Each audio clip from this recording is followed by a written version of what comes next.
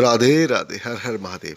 आप सभी को देवोत्थान एकादशी, देवउठनी एकादशी, देवउठनी ग्यारस एकादशी, प्रबोधनी एकादशी की ढेर सारी शुभकामनाएं। मित्रों, कार्तिक माह के शुक्ल पक्ष की एकादशी को देवउठनी एकादशी, देवोत्थान एकादशी, देवउठनी ग्यारस एकादशी कहा जाता है। प्रबोधनी एकादशी आदि नामों से भी जाना जाता है। इस दिन श्री हरि विष्णु निद्रा से जागते हैं। देखिए, कथा इस प्रकार है। एक राजा के राज्य में सभी लोग एकादशी का एक व्रत रखते थे। प्रजा और नौकर चाकरों से लेकर पशुओं तक को एकादशी के दिन अन्न नहीं दिया जाता था। एक दिन किसी दूसरे राज्य का एक व्यक्ति राजा के पास आकर बोला, महाराज कृपा करके मुझे नौकरी पर रख ले। तब राजा ने उसके सामने एक शर्त रखी कि ठीक है, रख लेते हैं, किंतु रोज तो तुम्हें खाने को सब कुछ मिलेगा, पर एकादशी को अन्न नहीं मिलेगा। उस व्यक्ति ने उस समय हाँ कर ली, पर एकादशी का दिन जब उसे फलाहार का सामान दिया गया तो वह राजा के सामने जाकर गिड़ाने लगा, महाराज इससे मेरा पेट नहीं भरेगा, मैं भूखा ही मर जाऊंगा, मुझे अन्न दे दो। राजा ने उसे शर्त की बात याद दिलाई, पर वह अन्न छोड़ने को राजी नहीं हुआ। तब राजा ने उसे आटा, दाल, चावल आदि दिए। वह नित्य की तरह नदी पर पहुंचा, स्नान कर भोजन पकाने लगा। जब भोजन बन गया तो वह भगवान को बुलाने लगा, आओ भगवान, भोजन तैयार है। उसके बुलाने पर पीताम्बर धारण किए भगवान चतुर्भुज रूप में आ पहुंचे और प्रेम से उसके साथ भोजन करने लगे। भोजन आदि करके भगवान अंतर ध्यान हो गए और वह अपने काम पर चला गया।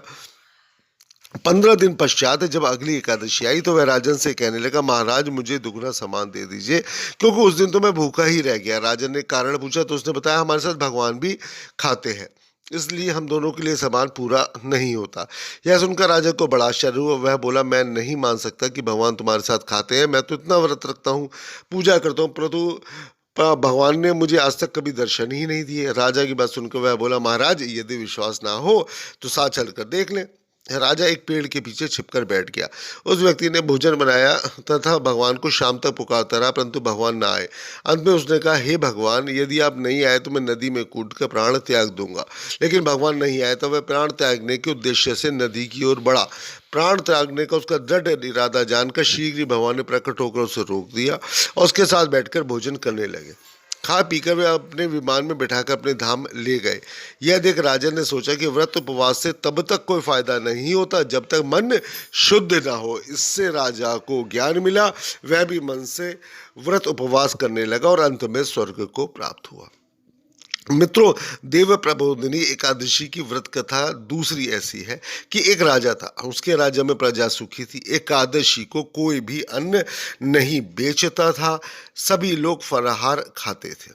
एक बार भगवान ने राजा की परीक्षा लेनी चाहिए। भगवान ने एक सुंदरी का रूप धारण किया तथा सड़क पर बैठ गए।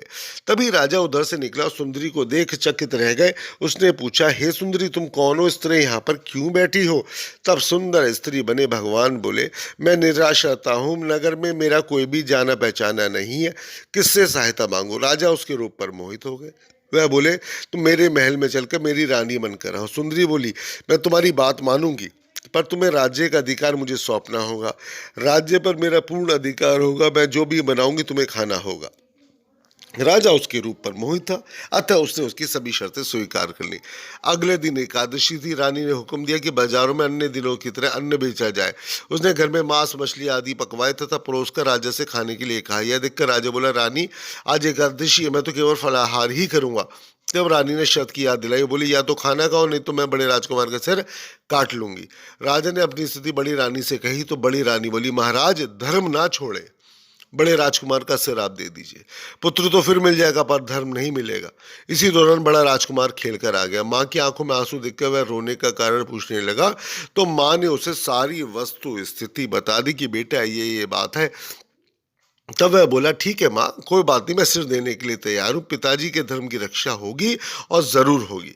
राजा दुखी मन से राजकुमार का सिर देने को तैयार हुआ तो रानी के रूप से भगवान श्री विष्णु प्रकट होकर असली बात बताई। बोले कि राजन, तुम इस कठिन परीक्षा में पास हुए। भगवान ने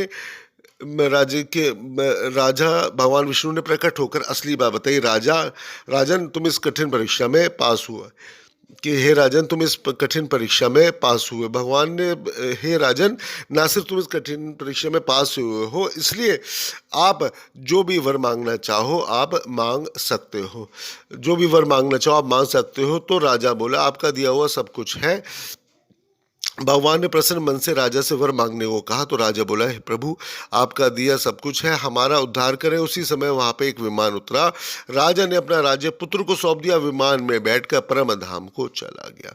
अब आते हैं मित्रों देव उठनी एकादशी की कथा, जो मैंने अभी आप लोगों को मैंने बताया, और उनको कथा के अनुसार जो मैंने आपको बताया उसी कथा के अनुसार जो सारे कार्य संपादित होते हैं। देखिए, यह वह कथाएं हैं, इन कथा को पढ़ने और सुनने मात्र से आपको एकादशी व्रत कथा का फल भी प्राप्त होता है। साथ ही में यहाँ पे एक कथा और भी है जो माँ तुलसी की भी कथा है। तो देवउठनी की एकादशी की एक प्रमुख कथा इस प्रकार भी है कि शंकासुर नामक राक्षस, जिसने तीनों लोकों में बहुत ही उत्पात मचाया हुआ था, तब सभी देवताओं के आग्रह करने पर भगवान विष्णु ने उस राक्षस से युद्ध किया और वह युद्ध कई वर्षों तक चला। युद्ध में वह असुर मारा गया। उसके बाद भगवान विष्णु विश्राम करने चले गए। कार्तिक शुक्ल एकादशी के दिन भगवान विष्णु की निद्रा टूटी थी और सभी देवताओं ने भगवान विष्णु की पूजा की थी।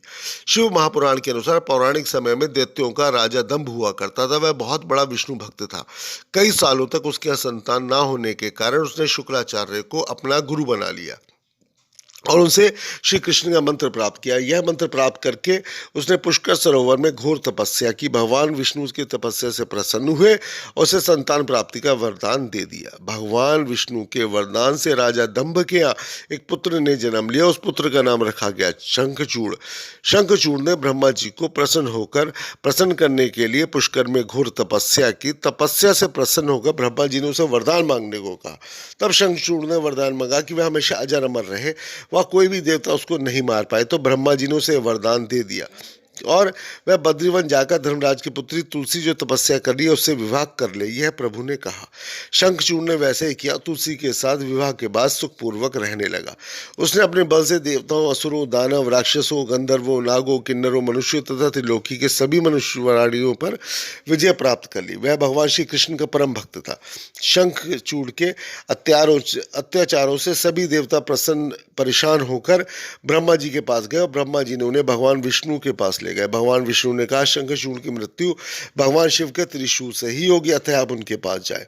भगवान शिव ने चित्ररथ नामक गण को अपना दूत बनाकर शंखचूड़ के पास भेजा। चित्ररथ ने शंखचूड़ को समझाया कि देवताओं को उनका राज्य लौटा दे, परंतु शंखचूड़ ने मना कर दिया कि वह महेश्वर से युद्ध करना चाहता है। भगवान शिव को जब यह बात पता चली तो वह युद्ध के लिए अपनी सेना लेकर निकल पड़े। इस तरह देवता और दानवों में घमासान युद्ध हुआ, परंतु ब्रह्मा जी के वरदान के कारण शंखचूड़ को देवता नहीं हरा पाए।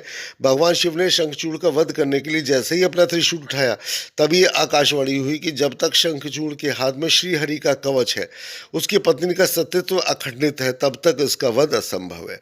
आकाशवाणी सुनकर भगवान विष्णु वृद्ध ब्राह्मण रूप धारण करके शंखचूड़ के पास गए और उससे श्रीहरि कवच दान में मांग लिया। शंखचूड़ ने वह कवच बिना किसी संकोच के दान कर दिया। उसके पश्चात भगवान विष्णु शंखचूड़ का रूप बनाकर तुलसी के पास आए। शंखचूड़ रूपी भगवान विष्णु ने तुलसी के महल पर दौड़कर अपने विजय प्राप्त होने की सूचना दी। यह सुनकर तुलसी बहुत प्रसन्न हुई और पति रूप में आए भगवान का पूजन किया व रमण किया। ऐसा करते ही तुलसी का सत्यत्व खंडित हो गया और भगवान शिव ने युद्ध में अपने त्रिशूल से शंखचूड़ का वध कर दिया। तब तुलसी को पता चला वे उनके पति नहीं बल्कि वे तो भगवान विष्णु हैं। क्रोध में आकर तुलसी ने कहा, आपने छल पूर्वक मेरा धर्म भ्रष्ट किया है और मेरे पति को मार डाला, तब मैं आपको श्राप देती हूँ, आप पाषाण होकर धरती पर रहे। तब भगवान विष्णु ने कहा, देवी, तुम मेरे लिए 12 वर्ष में रहकर बहुत दिनों तक तपस्या कर चुकी हो। तुम्हारा यह शरीर नदी रूप में बदलकर गंडकी नामक नदी रूप में प्रसिद्ध होगा। तुम पुष्पों में श्रेष्ठ तुलसी और तुम्हारे श्राप को सत्य करने के लिए मैं पाषाण यानी कि शालिग्राम बन के साथ रहूंगा। गंडकी नदी के तट पर मेरा वास होगा। देव प्रबोधनी एकादशी के दिन भगवान शालिग्राम व तुलसी का विवाह संपन्न कर मांगलिक कार्यों का प्रारंभ किया जाता है। हिंदू धर्म मान्यता के अनुसार इस दिन तुलसी शालिग्राम विवाह करने से अपार पुण्य प्राप्त होता है। देखिए, आज व्रत करने वाले लोग प्रातःकाल स्नान आदि करके आंगन में चौक बनाए, भगवान विष्णु के चरणों को कलात्मक रूप से अंकित करें, फिर दिन की तेज धूप में विष्णु के चरणों को ढक दें। देवउठनी एकादशी को रात्रि के समय सुभाषित स्तोत्र पाठ, भगवत कथा प्रणादि का श्रवण करें और भजन आदि का गायन करें। श्री कृष्ण गोविंद हरे मुरारी, हे नाथ नारायण वासुदेवाय, राधे राधे।